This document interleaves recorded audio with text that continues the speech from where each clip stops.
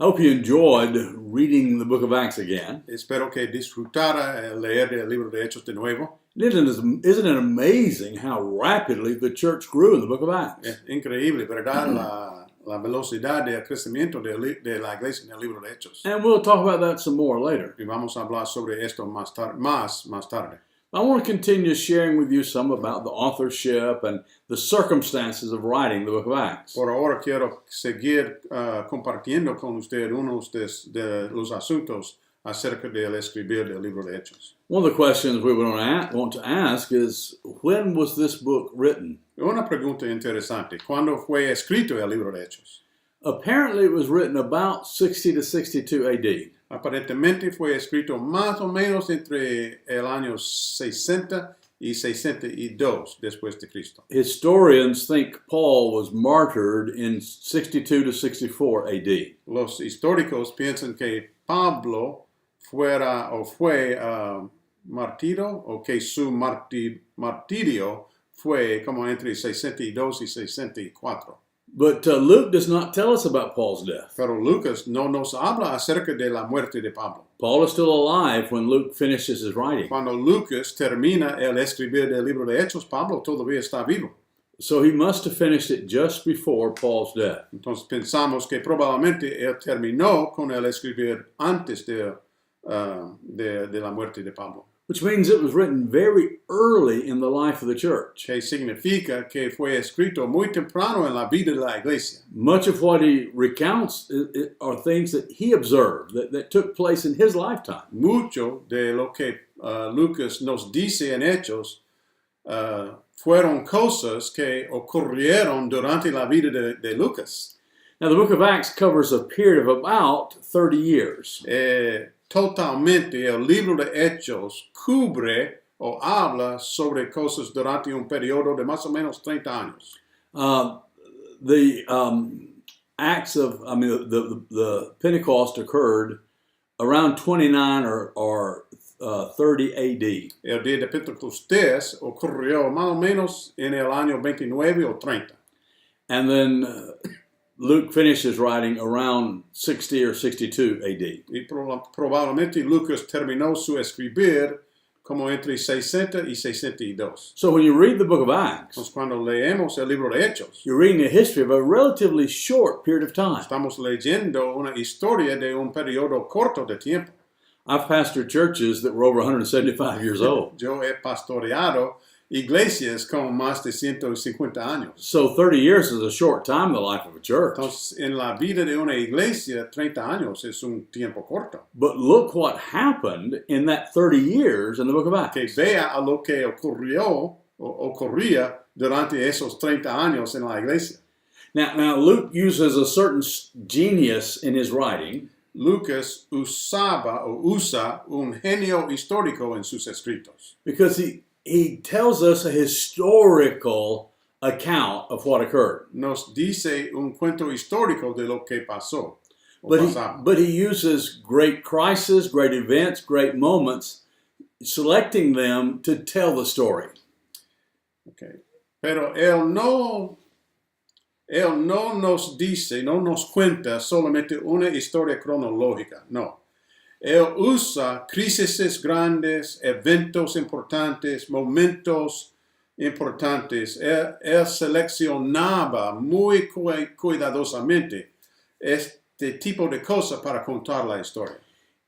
If I were to tell you about my life, si yo voy a contarle sobre mi vida personal, you would not want to hear every detail of my life. Usted no va a querer escuchar todo detalle de mi vida. You might not want to hear any of it. Tal vez no va a querer escuchar ninguna cosa de mi vida. But you don't want to hear about the days that nothing happens. Pero usted no va a querer escuchar o leer sobre los días cuando nada pasaba. So if I were to tell you the story of my life, entonces, si yo voy a contarle a usted la historia de mi vida, I would pick some significant events in my life to characterize the whole of my life. Voy a seleccionar unos eventos particulares para caracterizar la entidad de mi vida. And that's what Luke did.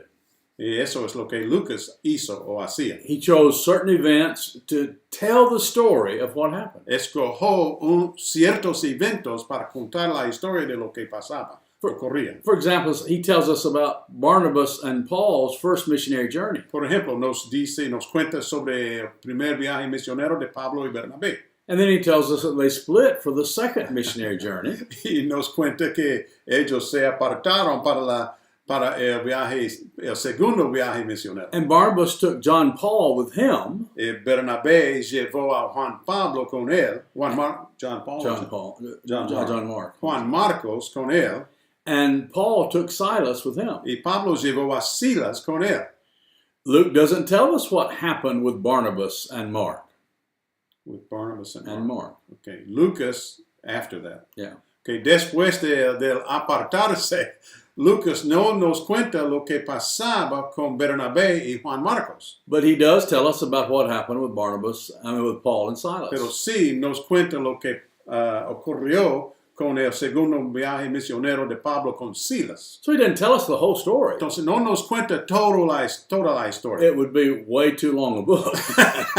Sería un libro demasiado largo. So Luke picks certain stories to tell us. Entonces Lucas elecciona o escoja ciertos cuentos, ciertos acontecimientos para contarnos, para decirnos. Because he's got a purpose in mind for the book. ¿Por qué? Porque él tiene un propósito en mente para el libro.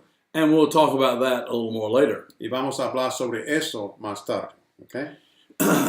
Luke keeps clear before the reader the plan that he has for the book. San Lucas mantiene muy claro frente del lector, de los oyentes, de los lectores, muy claro su plan para escribir el libro, para contar su historia. He didn't set out to give the history of all the apostles. En otras palabras, es muy obvio que él no tenía en mente el escribir de toda la historia de todos los apóstoles.